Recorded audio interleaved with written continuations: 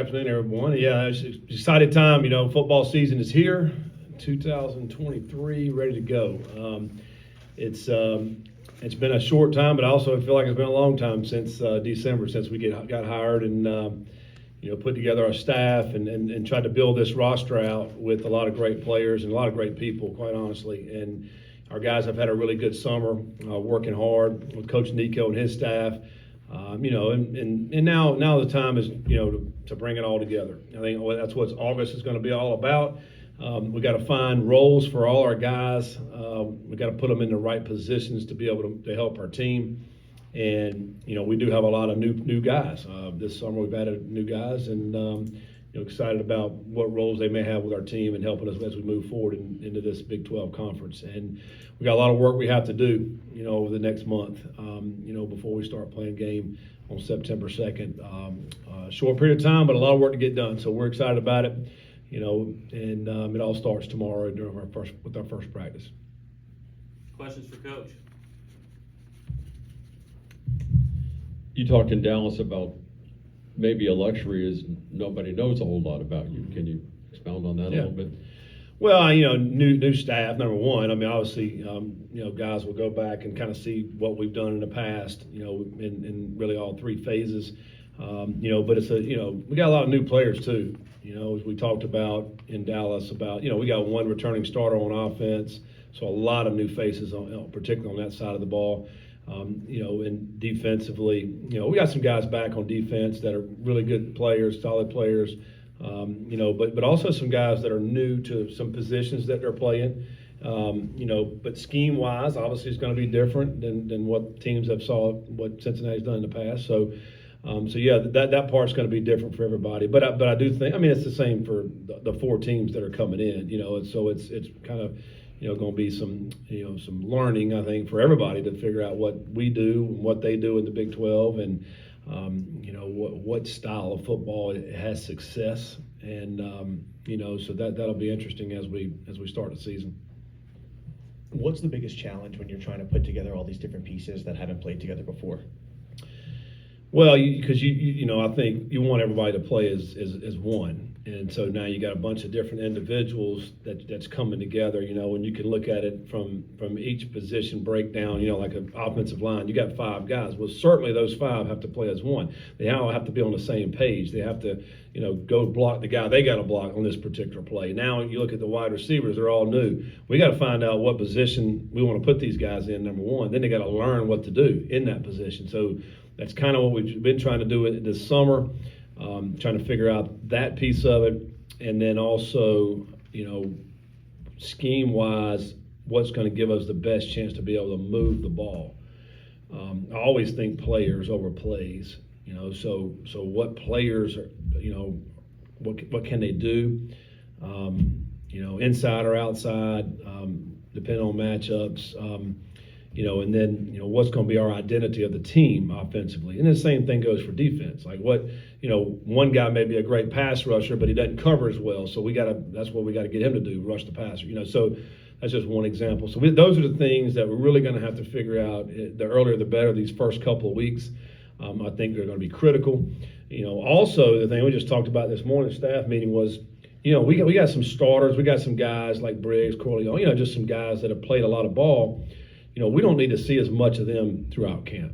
We obviously, they got to get their reps and all that, but we don't need to see as much. We got to get the next guys ready. We got to get the 2s, the 3s, the guys that are going to play, and maybe not as much, but they're going to play. How good can we get them? That's going to be the difference, in my opinion. I think our starters will be fine. I think they'll be able to compete in the Big 12. But where's the next group, the 2s, the 3s? How are they going to be able to compete? How much of a drop-off or fall-off is it going to be? If we can make that where it's not much of a drop-off, obviously we're going to be a better football team. As a coach sitting here today, that's my probably biggest fear is, all right, what's the big drop-off there? In the next group, the 2s, the 3s at every position.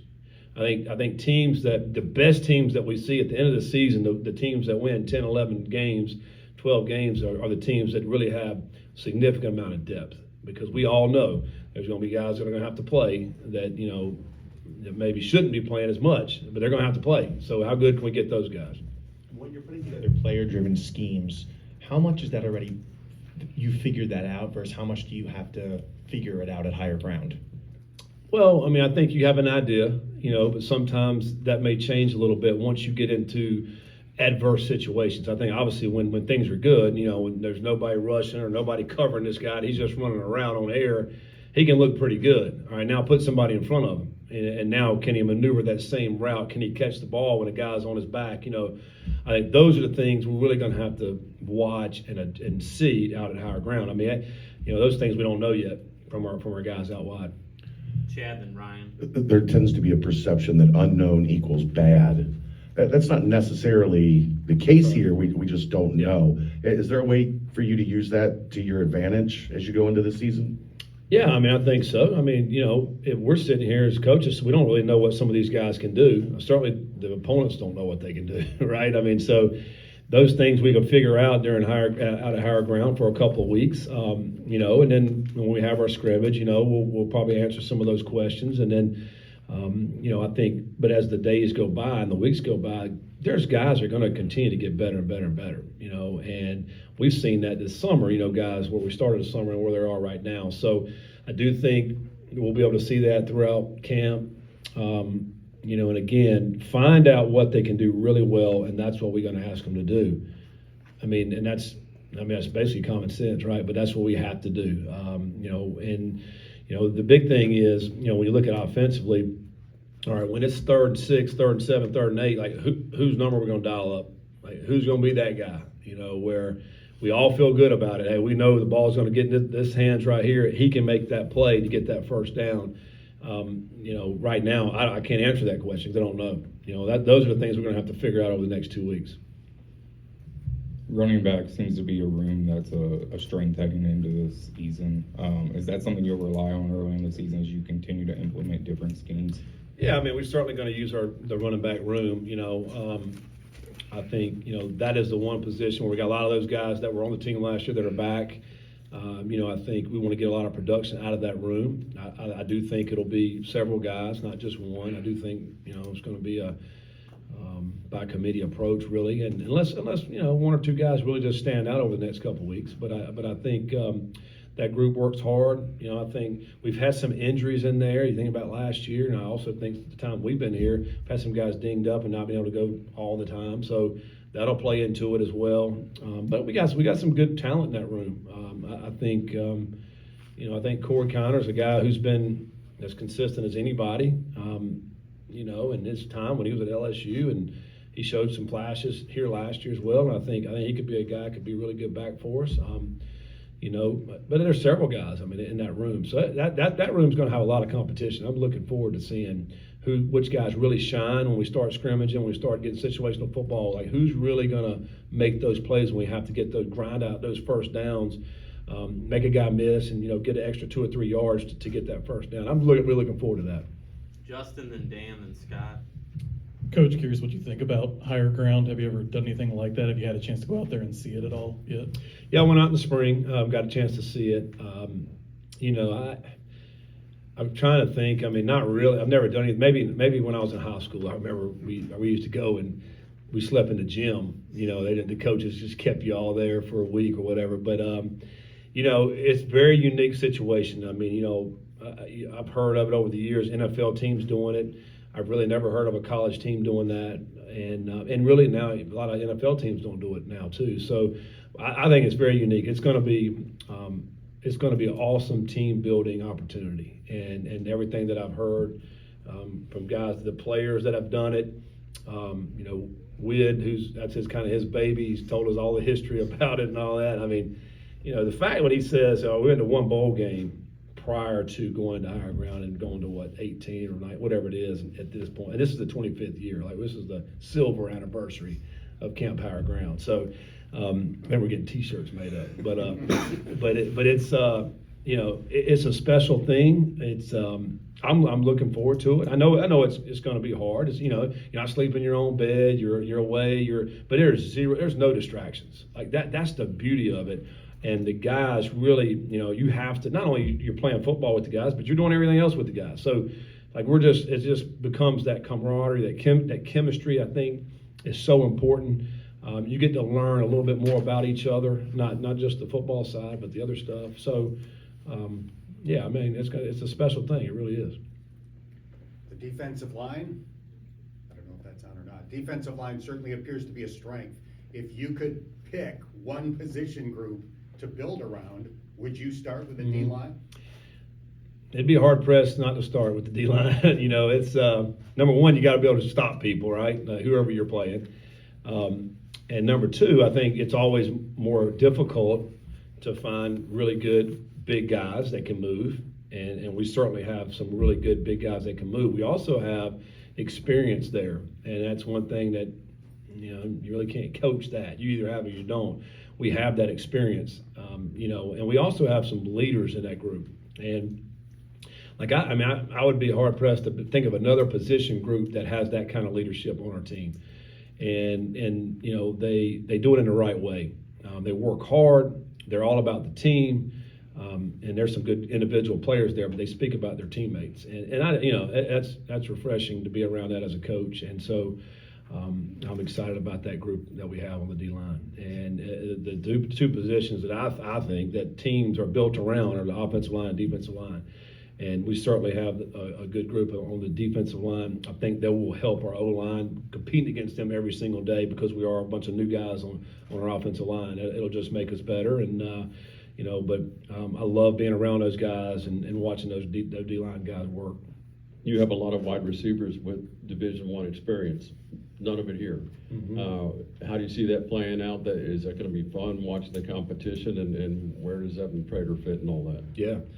Yeah, I mean, I'm excited about that group. You know, Coach Glenn will be here in a minute, and he'll talk a little bit about it. For a receiver room, it's the most unselfish receiver room maybe I've been a part of. These guys are very coachable players that are in there. You mentioned, I mean, these guys, they've produced a lot in their career, just haven't been here.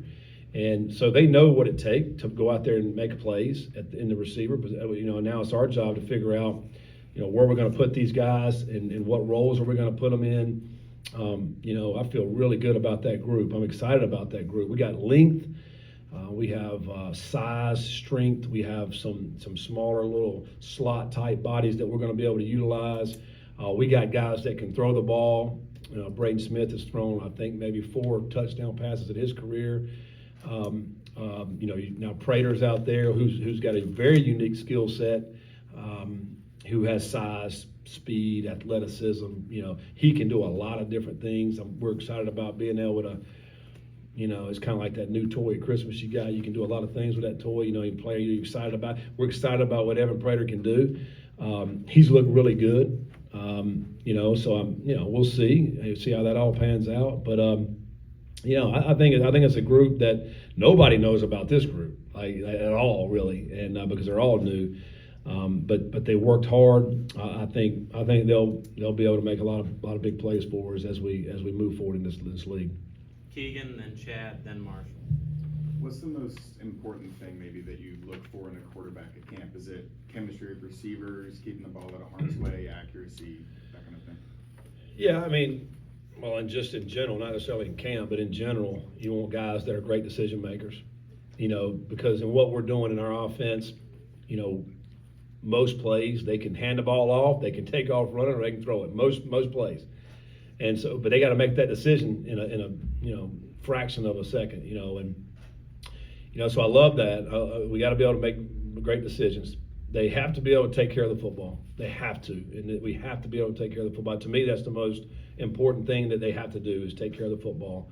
And then, you know, I want those guys that have that just competitive fight that are, you know, that are going to lead that offense to get first downs and touchdowns.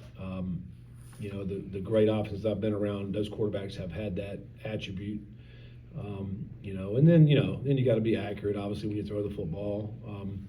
You know, but I think the decision making is one of the most important aspects of the quarterback position in this day and age. Not anymore where you're under center just getting a snap and handing the ball off. That's just not what we do anymore. So being able to make the proper decisions and plays, and you know, that's what we're going to be looking for out of those guys. And then, you know, obviously when you come to the skill of actually playing quarterback, I think accuracy is probably the most important thing that a quarterback can have. to be able to throw it, on a left shoulder or right shoulder. Having that accuracy there is huge. You've been here 9 months or whatever it is now. How much of an asset have Carey and Walt been in helping with just the adjustment and becoming familiar with Cincinnati? Yeah, no, I mean, you're very valuable. It's Walt played here. He's got a lot of sweat equity in this program to help build this program to where it is right now. It was, for me to be able to keep him on our staff has been outstanding. Of course, Carey, what he brings, his experience. He's been at the highest level in college football. He's been in the NFL, and he's been a championship high school coach, and right here in this city. I mean, so to be able to have him has been awesome. To bounce ideas off of. Just to talk about the history here. Coming in new, you're learning something all the time, and have those two guys to be able to talk about and tell stories about things that have happened in the past and where we are right now compared to where we were, and really having those guys, on a daily basis has been very valuable for me and really the rest of our staff too, to be able to talk to those guys about, things that have happened here. Do you match Carey's energy every day, or is that not possible? Yeah, I mean, you got to work really hard, and man, that sucker, he wakes up and coffee right off the bat. He goes and works out in the weight room with coffee in his hands. I mean, he's a lot of caffeine he's using. I don't use that much caffeine, but he does have a lot of energy. I love it. It's infectious. The rest of the staff sees that, and he brings it every day. And the thing I love about Coach Combs is his consistency. He is who he is. I mean, he will get after your butt if you need it. He'll love up on you. Everything he does is like that. It's fun to see. It's fun to watch. You spoke a little bit about the leaders on the defensive line. Every successful college team and the head coach, it seems like the head coach has some of their guys who are leaders in the locker room who they know they can rely on. Obviously not at higher ground yet, but do you have some of your guys already who have your back in that locker room? If so, who are they?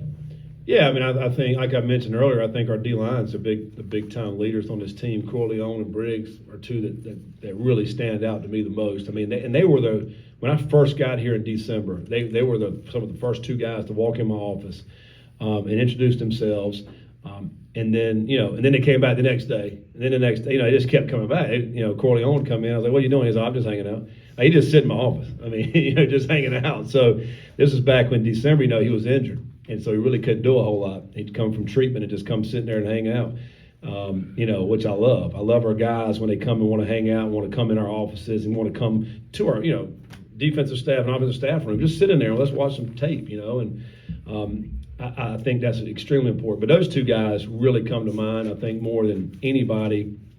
I think, even though they're new, they understand how we've operated. Dorian Jones and Luke Candry, two guys, that came over right away from Louisville that know how we do things. And so they were very valuable to kind of spread the message in the locker room of kind of here's what coach likes, here's how we do things. I think that was extremely valuable. They're both good players. They're going to bring a lot to our team. And then there's so many new guys on offense, and so one thing that I appreciate about the guys that we've brought in here, I think 23 transfers type guys, a lot, is the fact that none of these guys came in like right day one and just started trying to be the man or the leader, that kind of thing. That takes time. You have to earn that respect.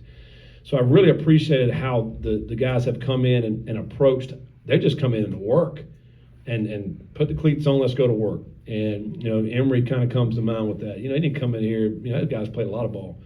He just came in here and started working. And, Wiggins come in here and start working. I mean, I just appreciate how they've approached that. And now over the time, Buford's another guy, the offensive tackle that came in from Kentucky.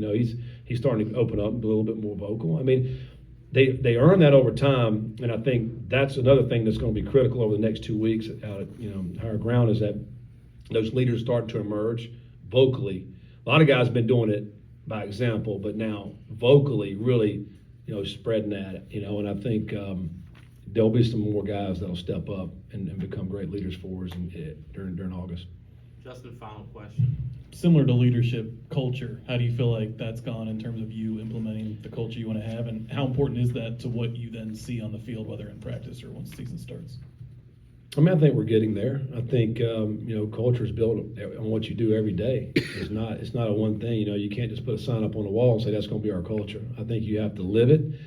I think there's certain standards that we want our program to be about, and again, that's something you work on every day. I think a lot of that comes from Coach Nico and his staff in the weight room. They've been with the guys all summer long. Coaches, we've been around, but not as much as they have. And the thing that he's implemented in there is consistency and showing up and working their butts off, because it takes zero talent to show up on time, to work hard, to have a great attitude, and to be mentally tough.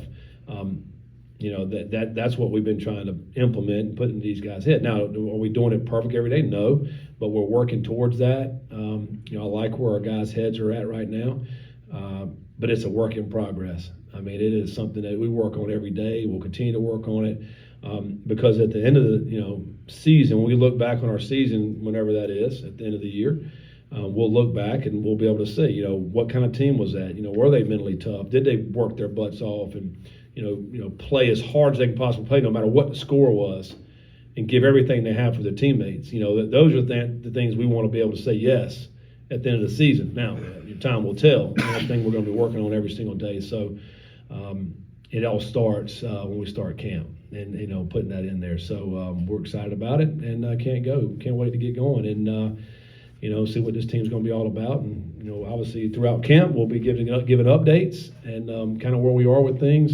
I do know this. A month from tomorrow we play our first game, and it's going to be very, very fast. And so we got to have a sense of urgency every day. Meetings, practice, walkthroughs, a sense of urgency every single day. Because when you get to the game, you don't want to say, "Oh, now it's too late." We got to have it now, and that's going to be that's what we're going to do when we start practice tomorrow. Thank All you, right, Coach. thanks, guys. Thanks, Coach.